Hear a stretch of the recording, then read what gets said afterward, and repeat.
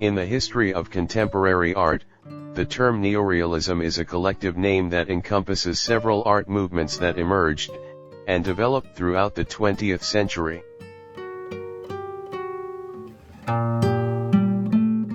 Each movement has its own story to tell. Neorealism was first discussed in England in 1914, followed by Italy. Between 1946 and 1955, it had a significant impact on Italian cinema and art, and finally, in the 1960s, it gave rise to an innovative movement in France, which was given a nearly identical name: New Realism. Now, let's take a closer look at each movement to see how new their concepts really were.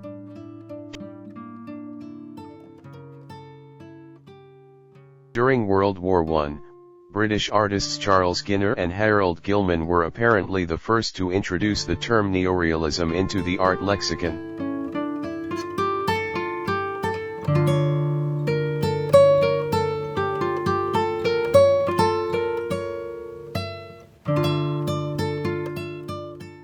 Both painters were members of the Camden Town Group in London,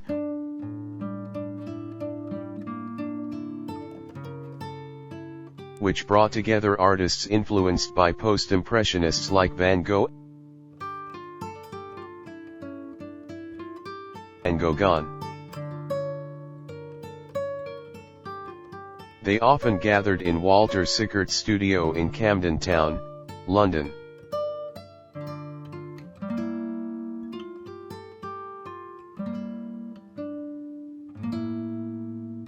The Camden Town Group included 16 painters, such as Lucien Pissarro, the eldest son of Pissarro, James Manson, future curator of the Tate Gallery in London, art theorist Percy Wyndham Lewis, and set designer Spencer Gore. The main works circulated by this art group depicted everyday scenes of London before and after World War I.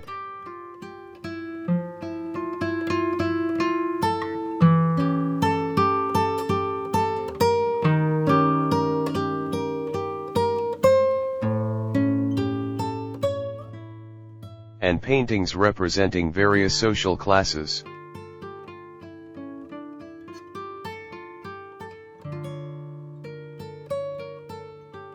Here is a work by one of the painters, Harold Gilman.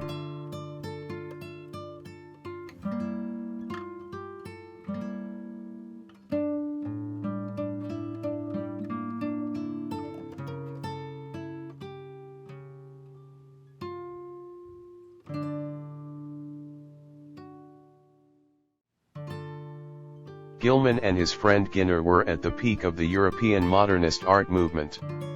Born and raised in France, Ginner was regarded by his British colleagues as a prominent promoter of the latest painting trends.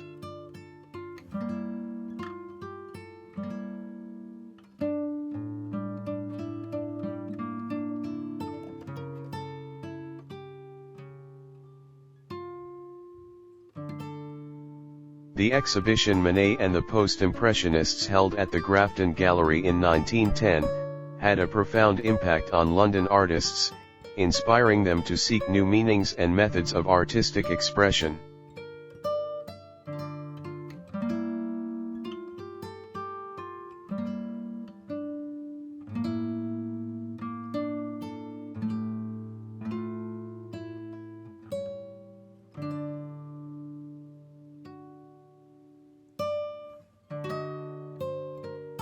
Cézanne, Van Gogh, and Matisse became idols for Gilman and Ginner.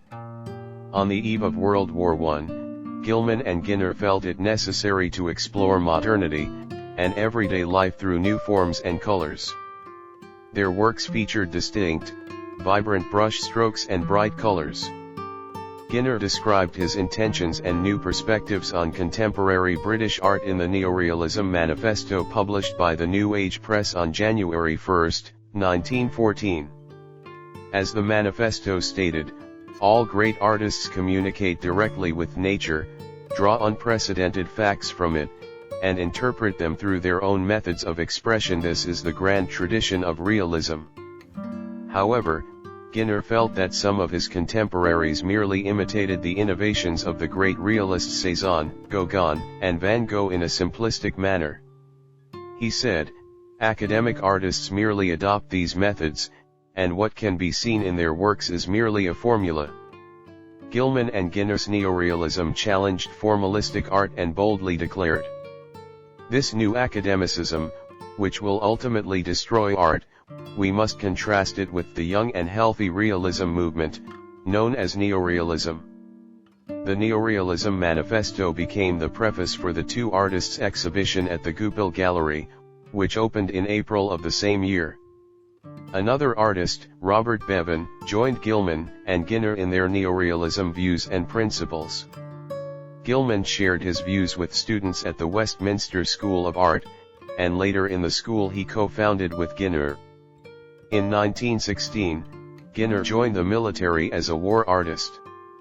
After the war, he continued to work closely with Gilman, sharing a studio with him on Maple Street.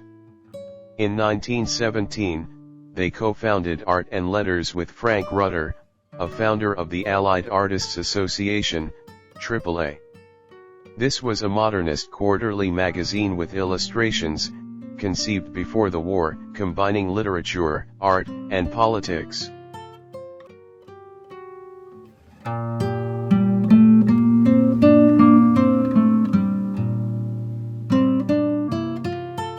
Two years later, both Ginner and Gilman contracted Spanish flu, a highly dangerous epidemic that affected nearly 30% of the world's population between 1918 and 1919. Both men quickly developed pneumonia from the flu, leading to the death of the long-suffering Gilman.